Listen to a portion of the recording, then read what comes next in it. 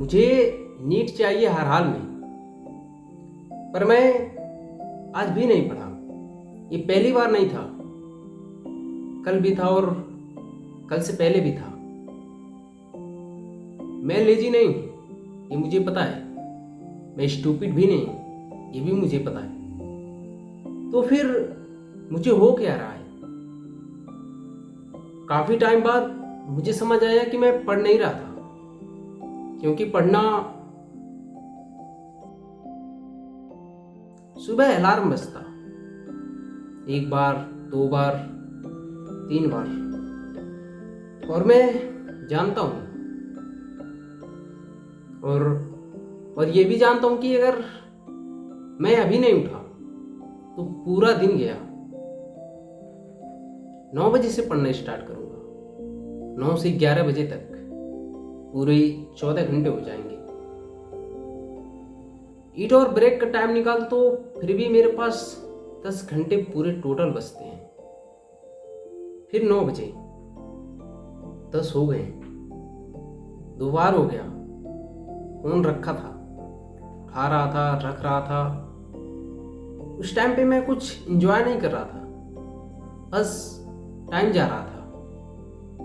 जब रात को फोन रख देता था तो सब याद आता था, कल का पेपर, नीट का कट ऑफ और पापा की चेहरा। और फिर मैं अपने आप से प्रॉमिस करता था कि कल से मैं पक्का पढ़ूंगा, और वह प्रॉमिस बिल्कुल रियल लगता था हर बार। और कल भी वही हुआ जो फिर कल के पहले भी हुआ था। और मैं सोचता रहा, यार क्या प्रॉब्लम है मुझ में। और मैं एक दिन नीट टॉपर का वीडियो देखा। जेन्युइनली बताऊं तो मैं उस टाइम पे बहुत मोटिवेट हुआ था। दिल में कुछ हुआ था, कुछ ऐसा जो कि पढ़ने का मन कर रहा था।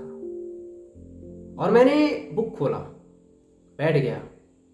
8 मिनट बाद वही चैप्टर, वही फोन और वही स्टक। और मैं ये सोचता रहा कि अगर ये मोटिवेशन था तो फिर गया कहाँ। फिर मैं रात को टाइम टेबल बनाया, एकदम परफेक्ट।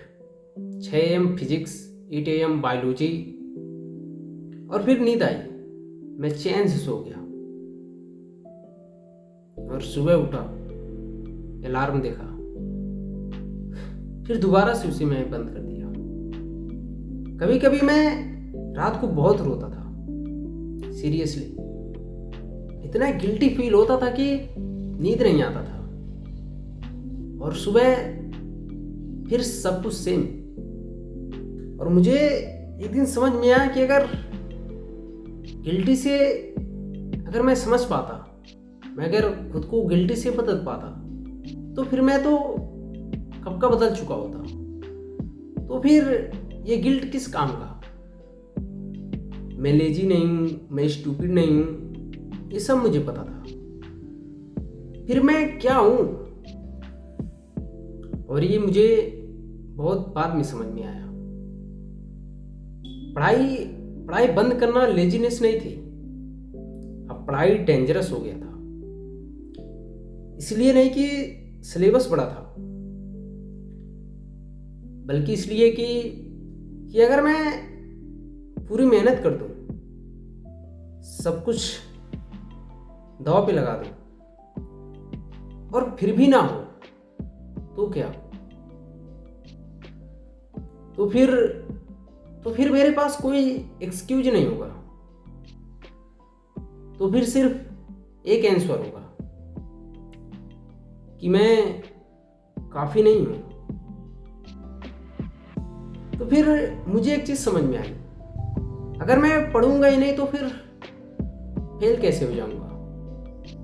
फेल होने का डर क्या होगा? जब तक मैं सीरियसली ट्राई नहीं करूंगा तो फिर प्रूफ ही क्या होगा जो कि ये बताए कि मैं फेल हूं? उससे होता ये था कि उम्मीद बची रहती थी।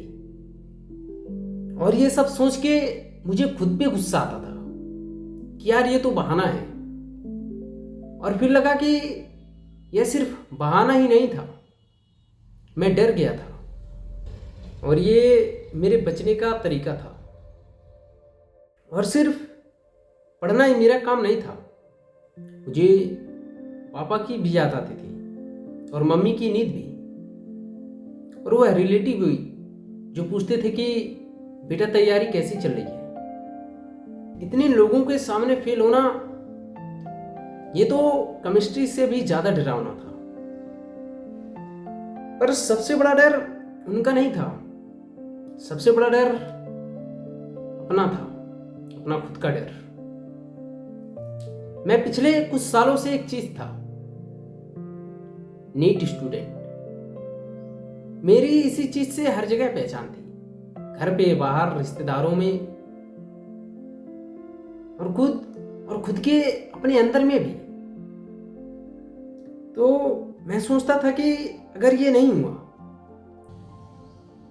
तो फिर मैं क्या हूं। और कभी कभी मेरे अंदर से एक सवाल आता था कि ये नीट वाला सपना कब से मेरा सपना था। घर में मैंने इतनी बार सुना था कि ये डॉक्टर बनेगा, और एक दिन मैंने भी मान लिया कि डॉक्टर बनना मेरा ही सपना है। पर क्या सच में? मैं अभी भी नहीं जानता हूं। तो यह वह चीज है जो मुझे अभी भी नहीं समझ में आता था। लेजीनेस नहीं था, डर था, अपना डर। हम ये सोचते हैं कि पढ़ाई से डरते हैं, पर पढ़ाई का डर नहीं होता। डर उस सवाल का होता है जो कि पढ़ाई के उस तरफ खड़ा होता है। 100 बार बोलने पर खुद के ही प्रॉमिस पे भरोसा नहीं होता। तब समझ में आया कि प्रॉब्लम कंसंट्रेशन की नहीं थी, प्रॉब्लम डर की थी। अगर मैं पूरा ट्राई करूं और फिर भी ना हो तो फिर मैं कौन हूं? और ये सवाल किसी भी चैप्टर से कई गुना ज्यादा मुश्किल था।